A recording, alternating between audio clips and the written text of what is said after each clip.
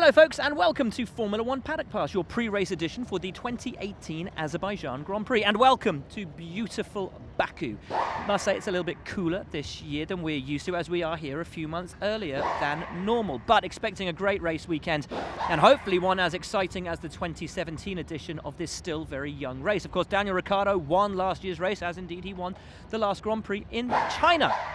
Can he double up? Can he take the win again this year? He will be hoping to do so. We'll speak to him later in the show. For now, though, I want to begin with a guy who was the talk of last year's race alongside Ricciardo, and that is Lance Stroll. Of course, his first and thus far only Formula One podium here in Baku last year. And he comes off the back of, I think, what was a brilliant Grand Prix for him in China. It's gone relatively under the radar, given really just the terrible performance of the Williams cars in 2018. But Lance Stroll, I think, in China just a fortnight ago with one of his strongest drives in Formula One to date.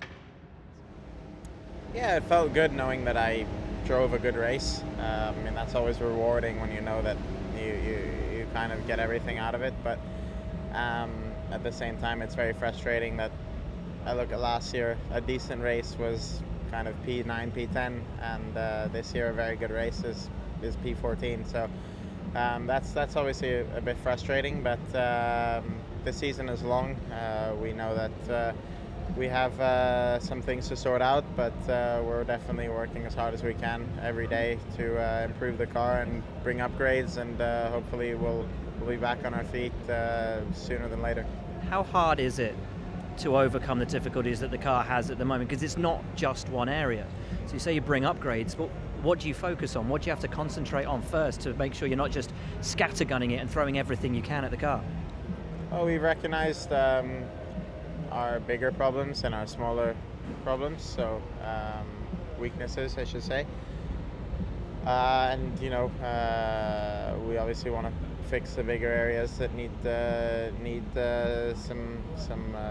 some work on, but at the same time we want to make the car better in every way possible, so shape or form. So it's a long year. Formula One is about the development over the course of the year. It's not only about turning up to Melbourne with the car you have. So we know that, but at the same time we don't want to let too many races go by without scoring points. We want to be where we should be, and that's in the points. What are those big areas? I'm not going to go into detail about the whole Go thing. on. No, I probably shouldn't. It's internal. We know what we have to do, and we'll just chip away at it race by race. The handling still looks horrible. Is it an aero issue first and foremost? Yeah, it could be. Like I said, there's multiple areas of the car that need work, but it will all come together if we do a good job. Lance Stroll then giving nothing away. His car on the weighbridge currently being scrutineered before the weekend begins. Car's not a great one. Some would say it's one of the worst cars that Williams has produced in possibly decades. The issue is last year they had a pretty good car, but it lacked downforce. So the team ultimately opted to try and take away some of the straight line speed by putting downforce on the car. But in doing that, in sacrificing straight line speed, they've actually gained no cornering speed through it. So the car overall is just slower. It's slower in a straight line, and it's still bad in the corners. And that's the problem that they've got. So I was talking to some of the guys at the team, and they said they've never seen a bigger, more concerted push to get on top of a car in their time at the team. That is the depth of how bad things are at Williams. Yes, they've got some upgrades this weekend. They'll have more upgrades in Barcelona, but it's not just one thing that needs fixing. It's an entire car concept that they need to get on top of. Where do you start? And that's the biggest problem for Williams right now, is where do they start to get on top of this thing? It's there's no easy fix. That's basically the long and the short of it. So to force India, also another Mercedes-powered team, not quite achieving the results that they would want from this season as yet. We caught up with Esteban Ocon earlier today to talk about the season so far and what they have to do to make the changes to get back to fighting for points consistently. Well, we know the issues where they are. We bring some parts at every race, so the team is doing a great job with that. I think when we are going to be able to unlock the performance of the car, we'll find a lot of pace. And we started the season last year weaker than we ended it, so it's going to be the aim again to do that. Is it a key issue sort of with the overall design of the car, with the philosophy, or is it just a certain part that's not quite working as it should at the moment? Well, it's not for me really to comment on that. My job is to extract the best I can from the car, and that's what I'm focusing on. And it's the job of the team, to solve the issues we are saying, me and Checo. So, I will stick on that.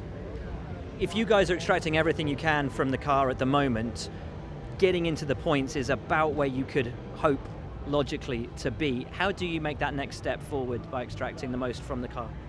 Yeah, we never know, things can change quickly in Formula One. As I said, sometimes you can bring some parts to the weekend and gain massive performance. So, I'm hoping for that this season, I'm sure, and I fully trust the team that this is going to be soon coming. But this race is also very different, You can get a lot of points and you can be in good situation in this race. So here we are going to aim for big points. You can lose points as well. How important is it to keep your nose clean? Yeah, exactly. It's very important. I think Lance saw that last year. That keeping clean is very important. You need that as also.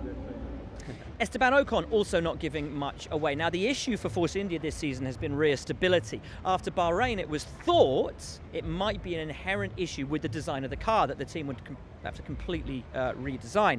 However, Andy Green, in an interview after the Chinese Grand Prix, team's technical director, has admitted that the problem is actually the fact that the wind tunnel and the CFD are agreeing on the numbers, they correlate, but the numbers in real life don't match up with that, and that's all to do with their new side pod configuration. So the side pod configuration is shooting air to the back of the car that isn't what they were expecting, in the direction they were expecting. That's causing the rear stability issues.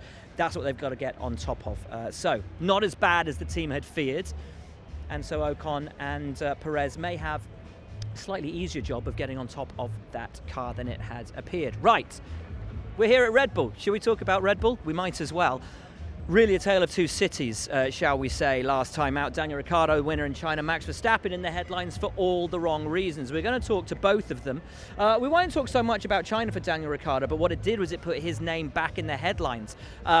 Very much a man in demand, we would have assumed, for obviously Red Bull for next season, but also for Ferrari and for Mercedes, who both have open seats for 2019. There were reports during the week that Daniel Ricciardo had signed a pre-contract, a pre-agreement with Ferrari. That meant he wasn't allowed to negotiate with anybody other than Ferrari until the end of June. Is that true or is that false? And we talked to Mr. Max Verstappen as well, because obviously he was in a little bit of hot water after China. Has he let that get to him? Is he going to change the way he races? Some interesting comments from both your Red Bull boys here in Baku. After the last race, you said to us that you were going to have to figure out how to stop your desire from turning into desperation. Now we've had a couple of weeks. Have you been able to have some thoughts about that? Yeah, I mean, looking back at the whole weekend, it was actually very positive, except the last 15% of the race. But I think I just need to chill a bit more. I think I'm fast enough, and it's not about that. It's just, before, I guess with a good car now, I wanted it too much, the victory, knowing that you were on the better tire. But, it doesn't need necessarily a change of approach. You just need to, maybe oversee the situation a little bit more. But that was a good weekend in China for that, a bit of reflection on it. And, you just try to improve. Looking back on the moves, the Lewis one wasn't as crazy as it looked at the time. We've seen people pass around there all the time. Okay, the track was a bit dirtier. Do you think sometimes you get the knife stuck into you a bit harder because you're Max Verstappen? Well, I mean, looking back at it, I think there was nothing wrong with that move. I tried around the outside in the middle of the corner. Lewis opens the wheel, to defend, which I would have done exactly the same. So it's just it's fair racing, and nothing wrong with that. Yeah, unfortunately, it didn't work out for me. I lost the spot, going off the track. But yeah, of course, what happened afterwards could have been dealt with a bit better. But again, you learn every weekend, and I guess I learned a bit more in China. This race, this weekend, then, you said you're not going to change the way that you approach things at all, maybe chill out a little bit. Is this a race that you think will come to Red Bull? Can be. Looking at last year where our car was not that competitive, we were still very quick around here. So, I think we can have a good weekend if we find the right setup in the car. You've been in the news a lot over the last few days. Have you signed anything with Ferrari? Are you allowed to negotiate with anybody else before the end of June, as the story suggests you're not? So I haven't signed anything. So those stories are false. I can honestly say that and confirm that. So yeah, I'm not tied down to anything at the moment. So yeah, not much has changed. Stories have changed, but within my situation, nothing's changed. The only thing is I won the last race, so that doesn't hurt. But that's it. Are you talking with anybody other than Red Bull at the moment? Not at the moment. No. I mean, not this particular second in time. No, I haven't. Up until now, I have not.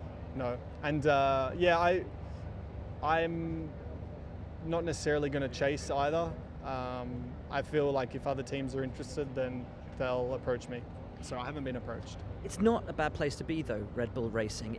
Is there a risk that if you choose to move away, Red Bull suddenly get it all together and are back fighting for championships again? But then you're looking at Ferrari, which has been always competitive, Mercedes through this era that has always been competitive.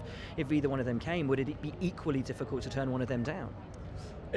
Yeah, I mean, it would be certainly a good problem to have, if the current top three teams are all, interested. Obviously, I know Red Bull is, and I know my position and my situation with them, and the relationship and everything is a pretty healthy one. So, yeah, I mean, obviously the last thing I would want to do is leave and then, they really hit their marks. So, yeah, that's why I want to take time. Obviously, I'm able to see, Red Bull and a lot now and see how the car develops. So I've got that, obviously on my side, and I'm behind the wheel. So, there's updates in Barcelona. If these things really kick off strong, then yeah, maybe the decision becomes easy.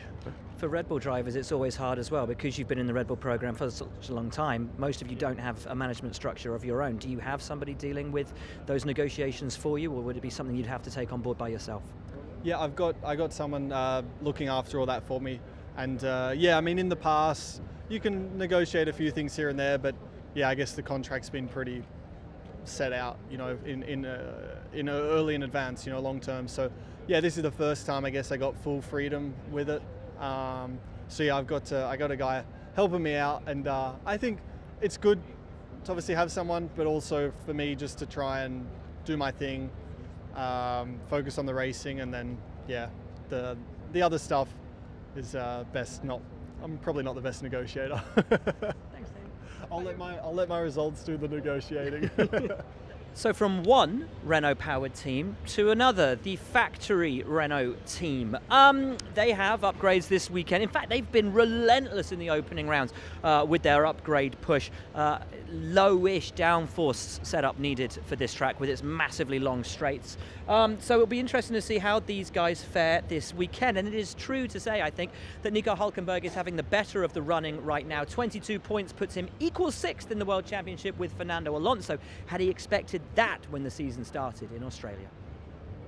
I hadn't thought about that too much, to be honest. If you you start the season and you're not really winning races, then you're just starting the season, see how it goes. Think race by race, wanting to get the best out of each race each time, and I feel we've done that. That's why we've rewarded ourselves, I think, with 22 points and P6, which is it's good for the moment, a decent start. How do you take that next step then? Well, we got to work. We got to put some downforce, some load on the car to make it go faster around the tracks. We have quite a significant update here. This track obviously has very different requirements to the ones before. It's much less downforce that we run on the car here, but this year the team specifically has developed and built a medium downforce package, which we haven't done in the past. So sounds promising, and obviously we'll find out tomorrow how that goes. Interesting stuff from Nico Hülkenberg, and he really, and the team really, need Carlos Sainz to start picking up some points in that midfield fight. Right, Steve, let's go through here. After you. Right, reason being, I want to bring us down to McLaren. Now, reportedly, Tim Goss, the team's chief technical officer, is now Son's job. Certainly there was a report today from Andrew Benson at the BBC suggesting that to be a case. The team has not confirmed it, but has said they are undergoing a review, restructuring of that technical organisation. We'd asked the question just a few weeks ago of how long it would take for heads to roll, because the car is not performing as hoped for. Certainly not when you look at Red Bull Racing and the same power unit in the back of the car is winning races. Now, we are expecting an almost entirely, or certainly a very different looking McLaren to arrive in Barcelona in 2 weeks' time, and I understand it's going to be the front half of the car Let's go around the front, mate. The front half of the car will look distinctly different. The team can't do much about the rear of the car at the moment. They've gone for a very novel, very different suspension approach to all the other teams. But the front part of the car, so I'm led to believe, will be very different to anything else in Formula One that we've seen. Looking forward to that. For now, though, the team does have some upgrades for this weekend. You can see the strafes, the little winglets on the side pods there, pretty new. There is a new upgrade package for this weekend. Stoffel Vandoorne, very excited about the prospects here in Baku. Yeah, still very positive. I think Baku is an exciting race. What we see here last year, there's a lot of incidents happening. So it's a long weekend ahead. I think a lot of preparation work.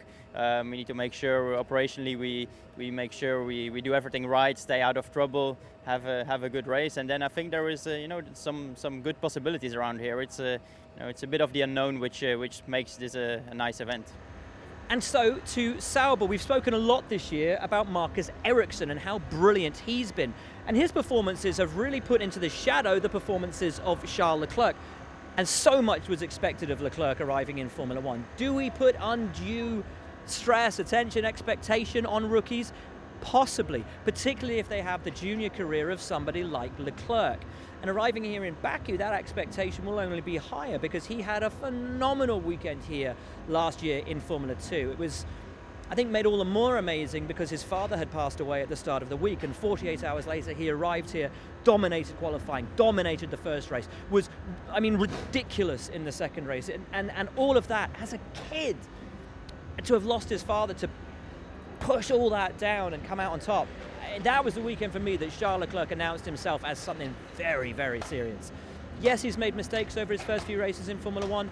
I think that's part of a learning curve for a Formula One driver. Anyway, is he disheartened? Is he confident? How does Charles Leclerc feel coming back here to the scene of, I think, one of the greatest triumphs of his junior career? Yeah, it was a great weekend performance-wise last year, but obviously it was very, very emotional and a very difficult weekend overall. But I'm really looking forward to drive back on this track this time in Formula One. Now, it's not been an easy start to the season for you. How much has Marcus's performance put pressure on you, and how much has it actually helped in terms of bringing the car forward?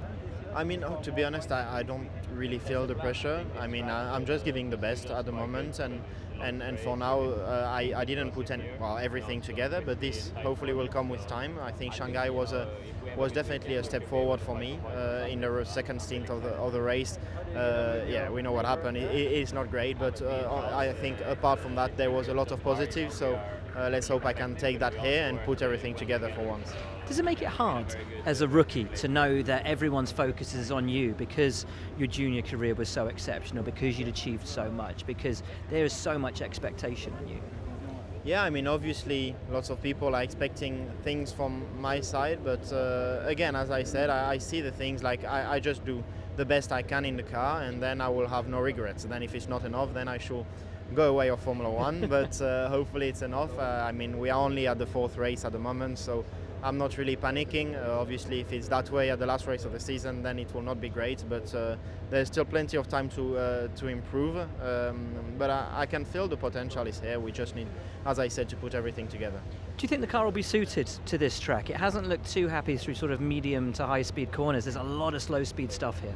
Yeah, exactly. I think it should be okay. On paper, it looks good.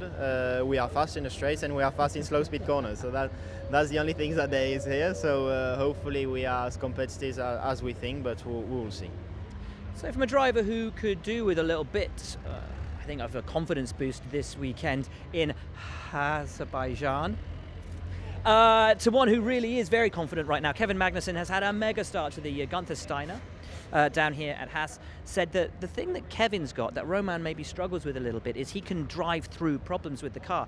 And that's why in this early part of the season, while they're still trying to understand the car, Kevin is able to perhaps just extract a little bit more than the Frenchman. Be that as it may, they're nowhere near as high up the championship as one might expect. Arguably the fourth best car in the sport, and yet in the Constructors' Championship, they lag behind Toro Rosso. We have scored points, but I think we could have scored a lot more if we hadn't lost the wheel in Australia, and also if we hadn't had the safety car in China. But that's a normal circumstance, I guess. Losing the wheel in Australia cost a lot of points, so fell behind on that, and now we're catching up. with the guys we're fighting with, which are Renault and McLaren. They're in front of us on points. I think even Toro Rosso is in front of us on points. So we've got to get in front of them definitely, and then start fighting with the Renault and McLaren in points as well. We can do it on track, so we need to do it in points as well. That's the odd thing, because where you are in the championship, and certainly where Haas is in the championship, doesn't appear to be at all reflective of the pace that's in the car. How good do you think the car is that you've got underneath you? I think it's definitely good enough for sixth in the constructors at the moment. Whether we can keep that level up the whole season is another question, but for the moment we need to be in sixth position and fight with the McLaren and the Renault in the races as well. And when we get further into the season, we will see how we're doing. But I think we should definitely be able to improve on our eighth in the constructors that we've had for the last 2 years, and maybe even sixth. Let's see. Now to Toro Rosso. Of course, the last race, contact between the two drivers, that's all sorted, all forgiven and all understood, because ultimately the team should have given them a clearer indication of where and how and do all of that.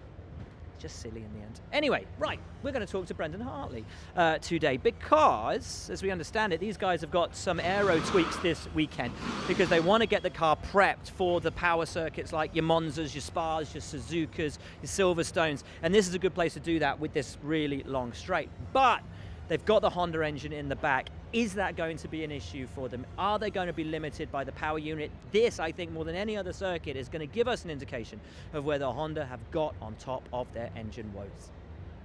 Completely different circuit, Baku, in every single way, as well as that huge long straight that you've got to get your head around, as well as the twisting circuits.